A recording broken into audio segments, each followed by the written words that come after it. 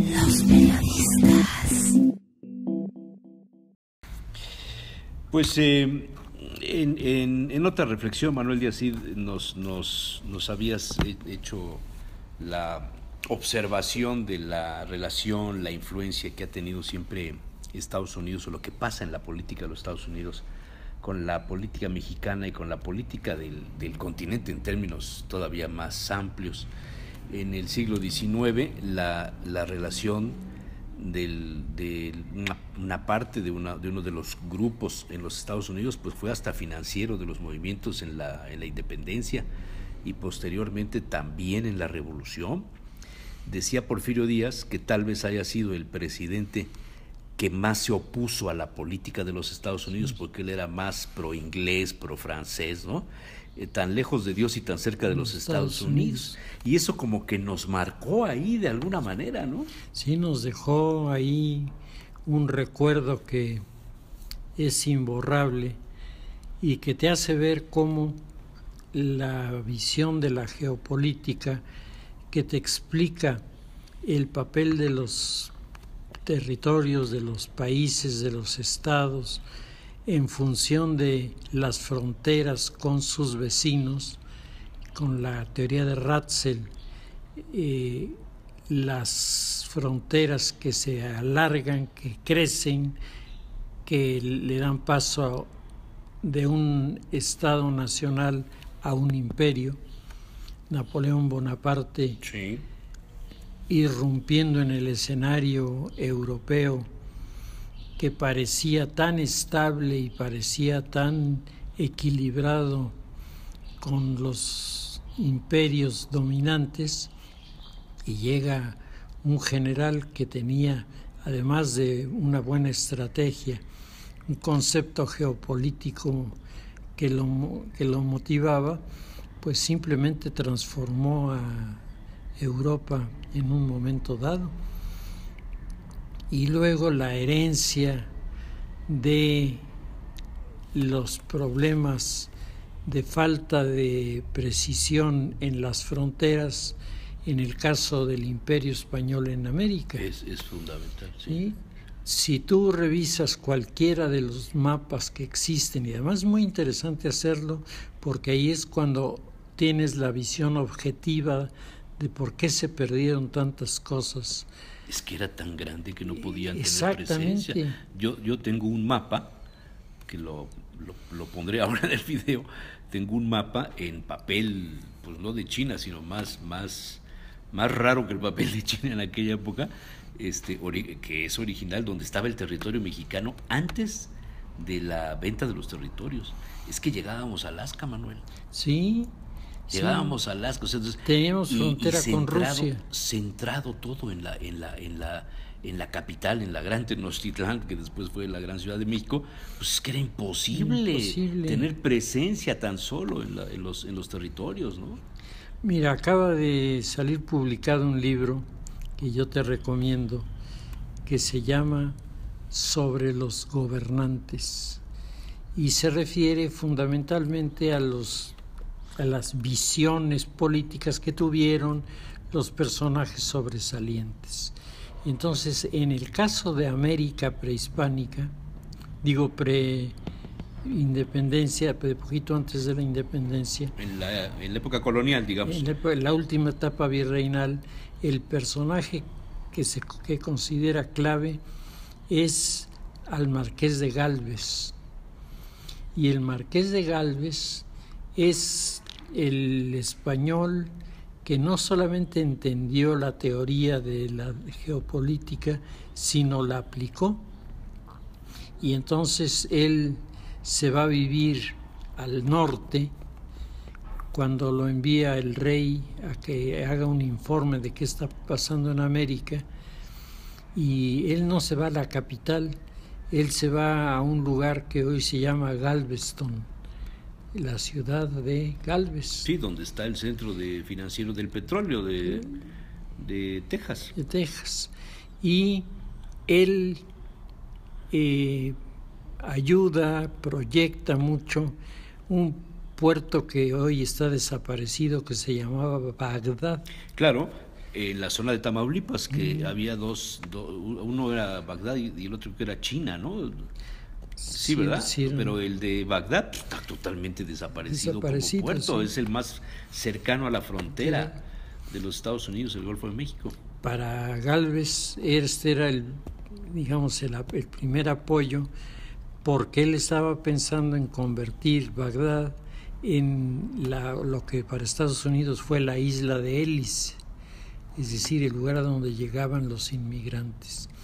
Y Gálvez estaba pensando en llamar a los inmigrantes europeos que vinieran ahí para asentarlos en el territorio. O sea, lo que hizo después la Gran Manzana, Manhattan, Nueva York. Sí, exactamente. Los geopolíticos de la época, los que entendían de estos temas, porque mucha gente desafortunadamente, sobre todo en España, no veía más allá de sus narices en esto. El mundo español creció, se volvió incluso sofisticado a partir del manejo turbio de los negocios de sus comerciantes, que pagaban a los filibusteros para que los asaltaran, para cobrar el seguro de la corona, sí. Y después de cobrar el seguro de la corona, vender los bienes que ellos mismos habían práctica que quedó como que heredada a algunos textileros cosas que no nos resultan tan difíciles de creer. Bueno, en el libro ¿quién sabe si Antuñano habrá hecho eso?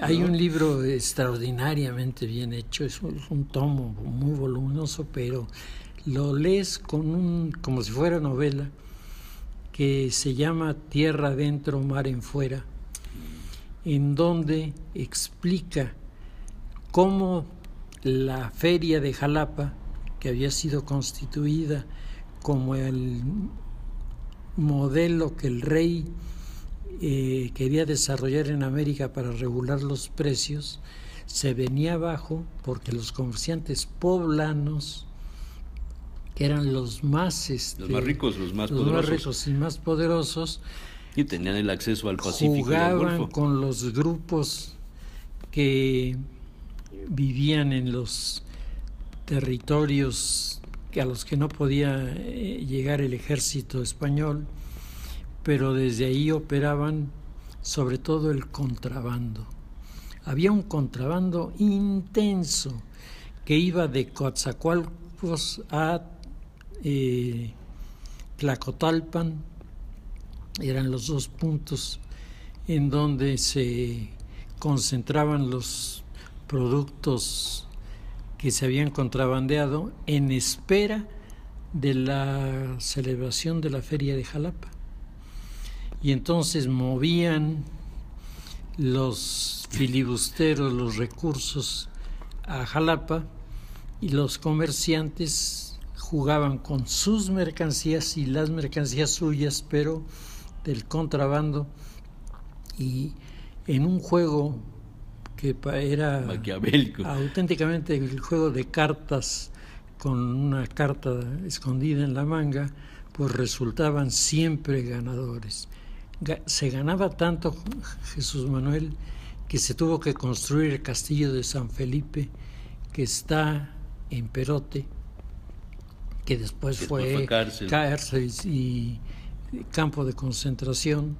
Se tuvo que construir para dar alojamiento a un regimiento de lanceros que protegía a los comerciantes poblanos cuando regresaban de la feria, y en varias ocasiones regresaban, nada más imagínate, para aquella época, con 1,000,000 de piezas de oro para repartirse. Es decir, recursos había. Oye, ahora, ¿qué se le hacía a los recursos? ¿Eran los norteamericanos? Porque ves que hubo una corriente que se llamaba filibusteros, que se apoderaron de algunas naciones en Centroamérica. Esa es la segunda etapa de los freebooters. Ajá, pero no eran, en este caso, no eran eso, eran nacionales. Eran ingleses, ingleses, franceses, holandeses, eran los que estaban allí. Y te asombrarías, Jesús Manuel, de que sus aliados eran los indígenas de la zona. Y entonces los filibusteros compraban a las indígenas jovencitas, las compraban a cambio de un cuchillo, pero hacían familia. Y a sus hijos se los llevaban a sus correrías, y entonces te encuentras con que en esa zona de los Agualulcos, como se le llama a este periodo, núcleos indígenas. ¿Agualulcos? Y en esta zona hay indígenas que te hablaban holandés, que te hablaban francés, que te hablaban inglés, pero no te hablaban castellano. Bueno, si te vas a fondo, los apellidos que se dan en esas comunidades tienen orígenes en el continente europeo y nadie sabe de dónde salieron. De dónde salieron, así es. Y ves mezclas de razas donde los genes, el ojo verde, por ejemplo, ¿no? Dices, ¿de dónde? ¿Cómo? Lo mismo pasó con los negros. Exactamente. De Yanga y de toda esta parte claro. Que era otra invasión, era otra migración diferente que venía de África. Así es, pero que tenían su cultura atada en torno a sus creencias religiosas y que se sumaron a los Agualulcos como parte de este fenómeno extrañísimo. ¿Eso fue en qué siglo? ¿En el 17, 18? No, en el 18. En el 18, antes de la independencia. En el 18, antes de la independencia. Y que fue la época de bonanza de Puebla, donde sí, se concentró todo el comercio del ganado de China. Para todo, la época de la que estamos hablando, Jesús Manuel, los norteamericanos enviaron a un espía a revisar la zona de Tehuantepec para hacer el famoso proyecto del canal de Tehuantepec, pero los franceses no se quedaron atrás y mandaron el suyo. Yo no conozco de Maclean, que es el espía que enviaron los norteamericanos. No conozco una versión suya, conozco muchas referencias y hay muchos datos e incluso muchas historias que no dejan de ser otra cosa que... Hasta leyendas negras, me imagino. Leyendas, ¿no? Pero de él no hay ni nada de puño y letra, pero el espía francés era un sacerdote que había sido capellán de la embajada francesa en México durante un tiempo, y ahora Michel Chevalier, el gran teórico geopolítico, lo manda primero a México y luego a Panamá para ver dónde era más susceptible, mejor. Y este abad publica en la editorial de Fondo de Cultura Económica un librito que se llama Viajando por Tehuantepec, en donde describe no solo su viaje por Tehuantepec, sino ahí te das cuenta de la preparación que tenía este hombre. Te va explicando con detalle qué pasa con la presencia de los norteamericanos en la zona, por qué Maclean está tan interesado en mantener una cercanía con los liberales que en ese momento viven el exilio, por qué se acerca tanto a Porfirio Díaz, por qué se acerca tanto a los grupos de juaristas que estaban refugiados en el sureste,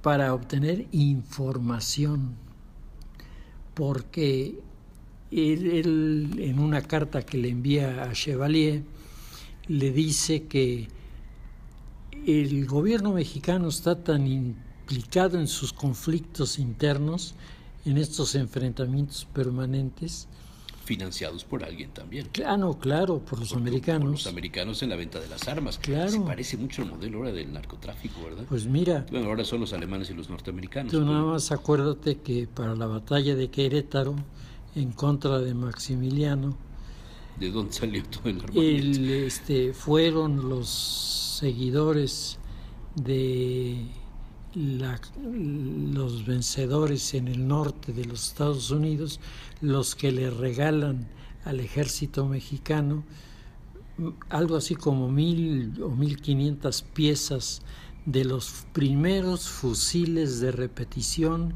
que se construyeron en los Estados Unidos, Remington. Los Remington. Oye, entonces el Plan Mérida no es nada nuevo, ¿verdad? No, claro que no. Evidentemente era una... El Plan Tehuantepec, o Perote, o Querétaro, como quieras llamarlo. Era sacarle de cualquier manera... Pero ¿qué fue lo que hizo posible que los mexicanos no tomaran el liderazgo del dominio del gobierno, de la forma de decisión de su propio territorio, y los Estados Unidos pudieran expandirse de esa forma, si finalmente la Nueva España, la parte más poderosa, había sido la de México? Así es.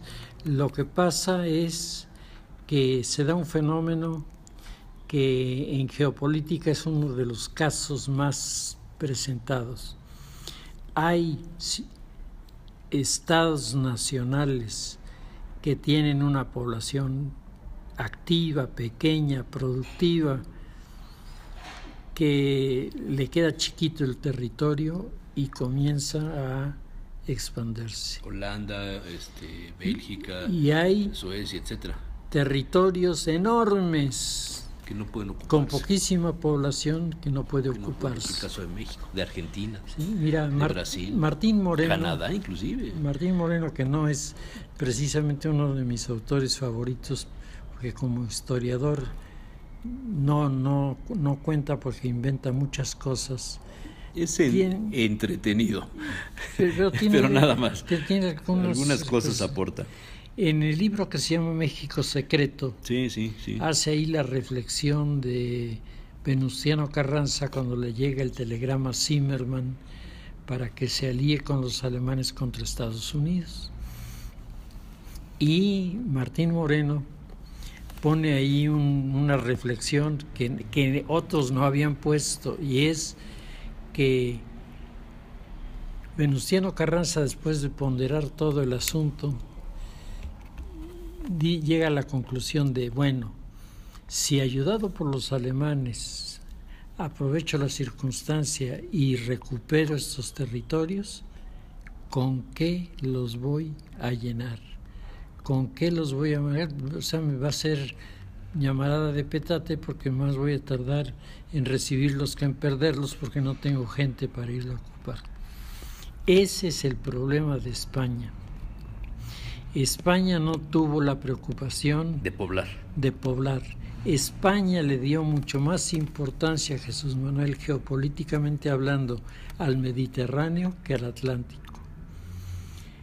También toma en cuenta que en aquel momento el Imperio Otomano, los turcos, claro, fue el expansionismo.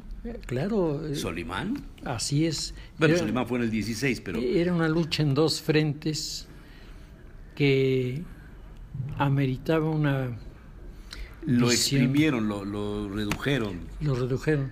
Y aunque los capitanes de mar españoles, algunos de ellos, Blas de Lezo, entre otros, fueron excepcionales, lo que pasa es que los acontecimientos del Mediterráneo, por estar España en la zona, resultaban mucho más urgentes, era mucho lo más próximo, visibles, ¿no? Y próximos, ¿sí? Y lo demás estaba tan lejos, ¿sí? Tan lejos. Llegó un momento en el que han dicho que se independizaron, ¿no? Para que se arreglen ya ellos sus problemas. Veían los territorios de América como territorios difíciles de manejar, difíciles de explotar. Lo único que explotaron fue la plata. 86,000 toneladas de plata registrados se llevaron. Vete a saber de contrabando cuántos fueron. Sí. Que se convirtieron en las monedas, ¿no? Claro, que le dieron poco de ornato, pero no, a Europa. Lo principal yo creo que fue moneda, ¿no? Los teóricos del capitalismo todos coinciden en que la plata que llegó de América a Europa fue la que monetarizó la economía europea y creó el modelo del capitalismo. Es decir, el asunto funcionó, pero como España estaba en contra de la idea de la fundación de bancos, porque no se creía en la función financiera era un tema de los judíos también. Por eso, pero fue un tema de los judíos porque los españoles se los dejaron.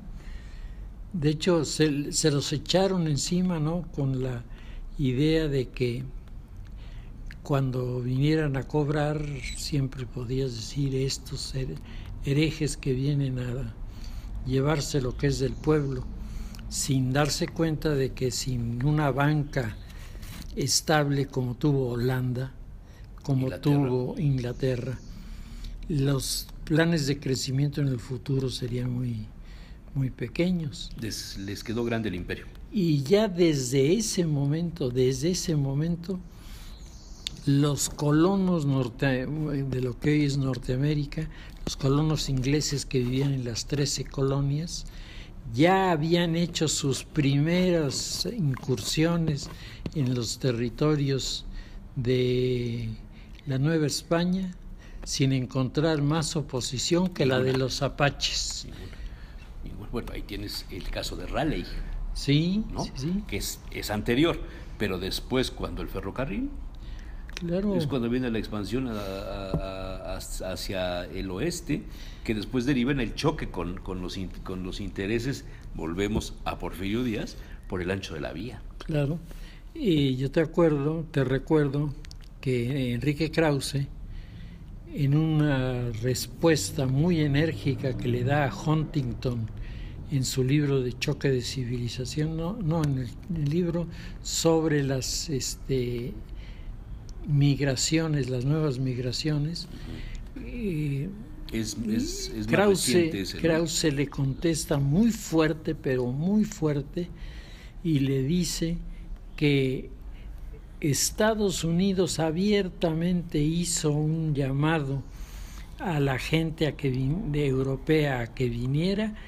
y llegaban a la isla de Ellis, entraban en el territorio norteamericano, y la mayoría de los que llegaban puestos en un tren eran llevados hasta la frontera con los estados de la Nueva España que no tenían población, y la Florida, la idea por es el lado y están los documentos del Atlántico, están los documentos de todo aquello que tú conquistes, sí, te lo voy a entregar por escrito como tu propiedad.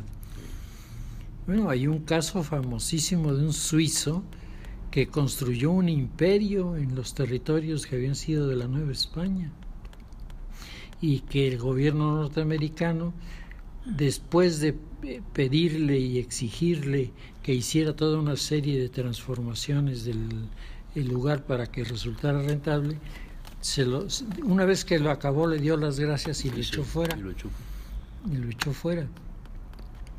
El gobierno norteamericano, desde que se constituye la nueva república en México a partir de finales del siglo XVIII y principios del siglo XIX, cuando comienzan a aparecer los movimientos de independencia, Inglaterra envió agentes a llevar dinero, armas y planes para tú lánzate, destruye la presencia del Imperio Español, y todo lo que tú conquistes en tierra será tuyo. Es tuyo. ¿Cómo se llamaba? Ya una vez diste el nombre, el norteamericano casado con una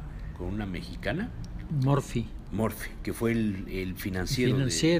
Del movimiento de la independencia, o de una parte del movimiento de la independencia. Y él traía su dinero de Nueva Orleans porque la hermana de su esposa las dos eran hijas del que había sido gobernador de la Luisiana de parte de los franceses. Y estos apoyaban la causa de independencia y obtenían recursos, pasaban la charola para que los franceses adinerados le contribuyeran. Y luego se quieren cobrar mandando a Maximiliano. No, el proyecto de Maximiliano ¿Ese es diferente a Morphy? Mucho más complicado, sí, mucho más complicado, pero... Sí, bueno, también fue 3, 4 décadas después. Claro, pero fíjate, en la mente de la sociedad está perfectamente ubicada la intervención de los franceses y en muchos casos exagerada. Ahora apenas comienza a conocerse con objetividad y además es interesantísima. Nada más el leer el libro ese de Jan Meyer, Yo el francés. Yo el francés, sí. Ya te abre un horizonte diferente. Y muy pocos se ponen a ver qué cosa le había pasado a los Estados Unidos en ese tiempo. Estados Unidos había pasado de las 13 colonias a buscar llegar a las costas del Pacífico.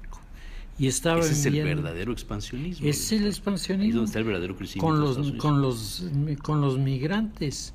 Y es lo que dice Huntington en su libro, es que estos inmigrantes eran europeos, muchos de ellos sabían leer y escribir, muchos de ellos tenían profesión, muchos de ellos tenían conocimiento de la explotación del campo. Eran aventureros, ¿no? Sí, o sea, había de todo allí.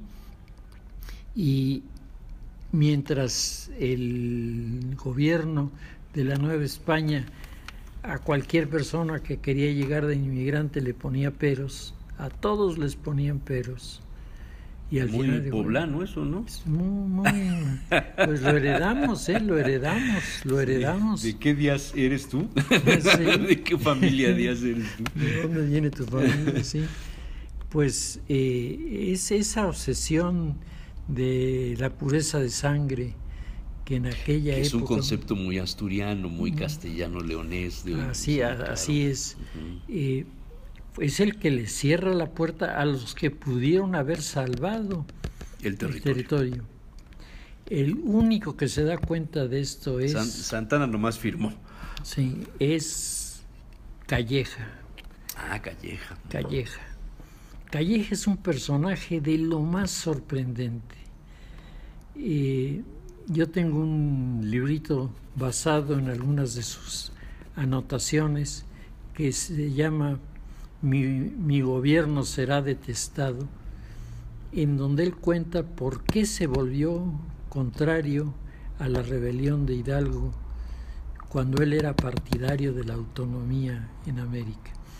Y dice, porque apoyar a Hidalgo... ¿Que escribe en la cárcel? Sí, ¿verdad? Sí. Ajá. Dice, porque apoyar a Hidalgo era apoyar no a la independencia, sino la revolución. Y lo que no necesitaba la Nueva España era una revolución. Necesitábamos la autonomía, pero no la revolución. Entonces, la estrategia de los últimos virreyes, que además ya tenían poquísimo poder, era además estaban enfermos. Sí, que no entre nadie. No haya conflicto, sí. Entonces Calleja, como el changuito ese de no oigo, no veo y no hablo, ¿no? Muy molesto, se reúne con José Joaquín Arredondo y con otro general español de aquella época, muy identificados los tres, porque habían sido compañeros en la milicia española durante mucho tiempo. Diseñan un modelo con Gálvez para dividir la Nueva España en tres.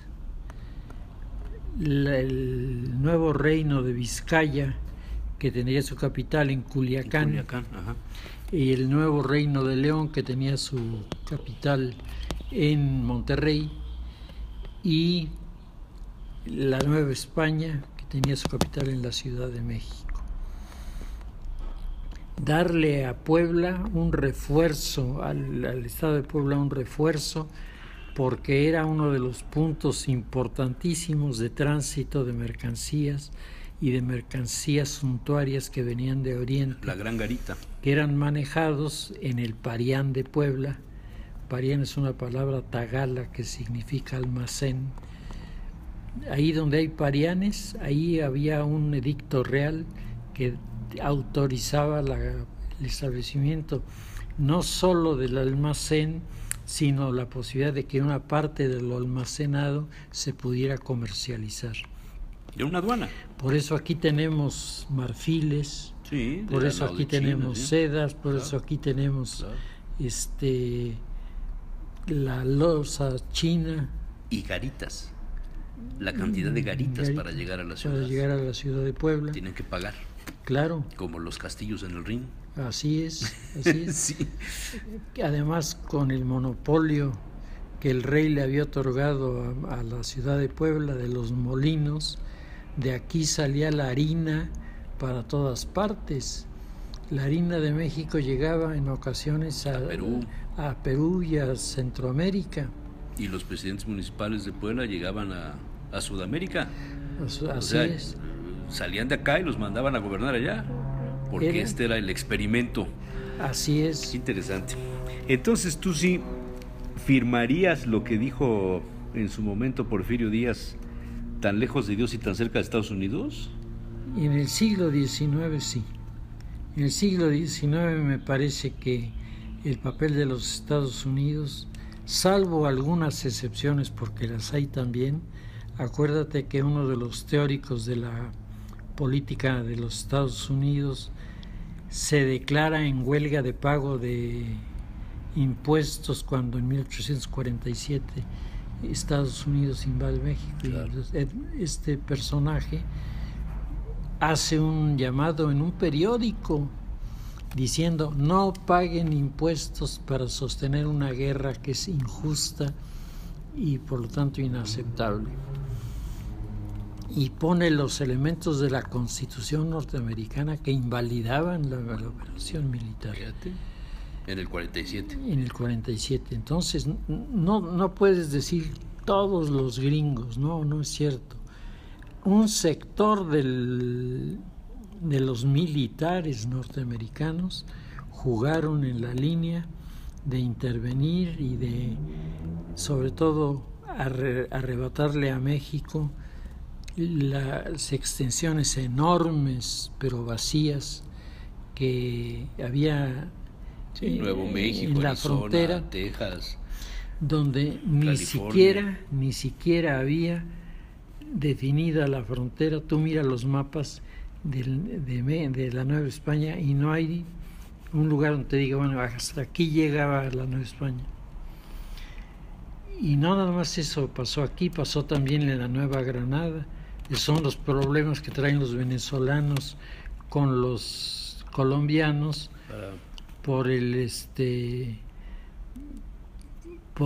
las márgenes de la laguna esta donde hay tanto petróleo. Sí. En Venezuela.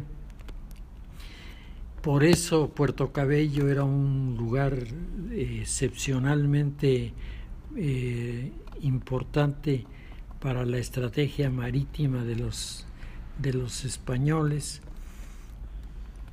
que veían con interés el desarrollo de estos territorios y con mucho miedo veían el desarrollo de los Estados Unidos, que comenzaba a dar empujones.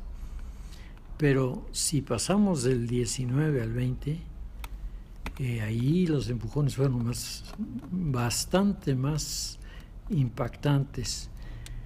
La caída de Porfirio Díaz está planeada por el embajador de los Estados Unidos en la Ciudad de México.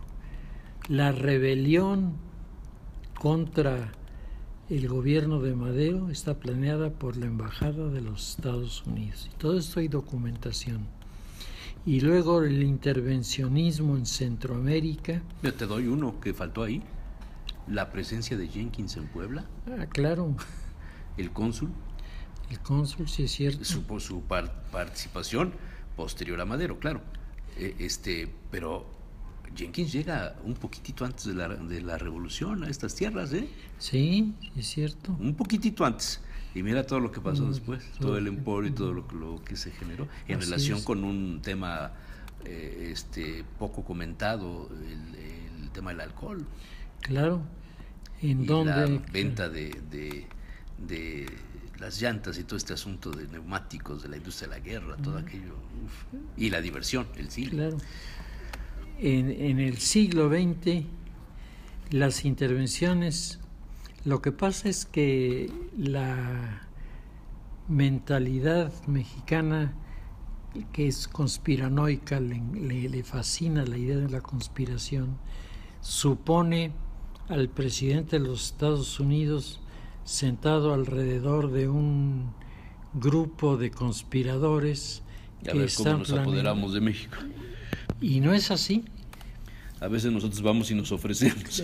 Para comenzar. Y en segundo lugar, lo que hicieron los gobiernos norteamericanos con toda la mala intención fue abrir las oportunidades y decirle a los que quisieran aprovecharlas: vénganse. Ustedes... Bueno, Wilson. Claro, ustedes adelante.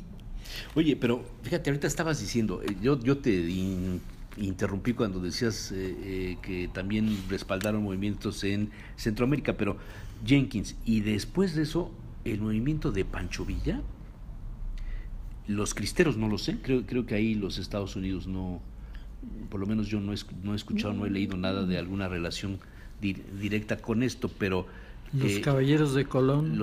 Mira, los Pero caballeros los de Colón. caballeros de Colón no dieron dinero para armas. Ya. La condición del $1,000,000 que se le dio al episcopado mexicano para ayudar era es que no se condicionado a que no fuera armas.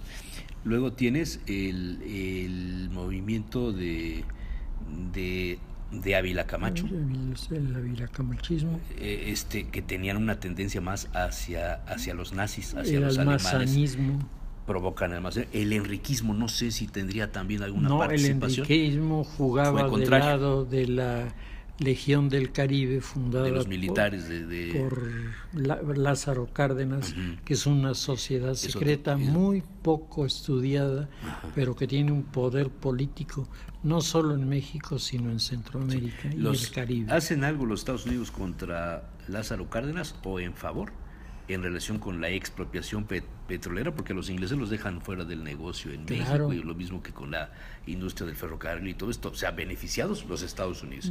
¿El movimiento del 68?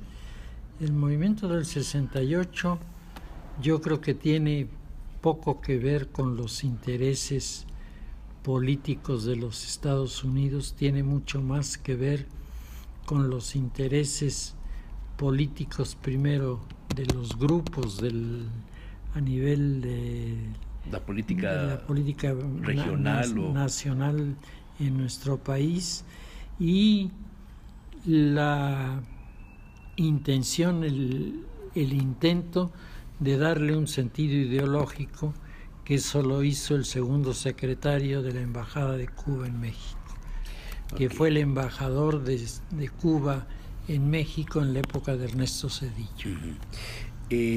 Luego de eso sería la llegada de Fox. La llegada de Fox. Esa sí creo que estuvo de alguna manera auspiciada por los Estados Unidos, ¿no? Mira, por lo menos que a mí me conste, muchos de los sectores de fuerte influencia en la opinión pública norteamericana estuvieron en favor. La jugaron. De hecho, fue una presión que, como hemos comentado en la teoría esta de Gustavo Jung, de la sincronicidad, los americanos por una razón, los partidos políticos en México por otra, la sociedad por una mezcla de intereses, todos coinciden en un momento dado en el que el Partido Revolucionario Institucional se está rompiendo por dentro, y entonces simplemente lo truena. Y eso, súmale la cantidad de presidentes y de políticos y gobernadores que han estudiado en las universidades de los Estados Unidos con un pensamiento totalmente favorable a la construcción del imperio. El imperio, de hecho, el New American Century ¿Es tiene eso? un capítulo Claro, sobre México, claro, tiene un capítulo sobre México, en donde te habla de planes que tú los ves y dices, oye, pues esos planes son buenos.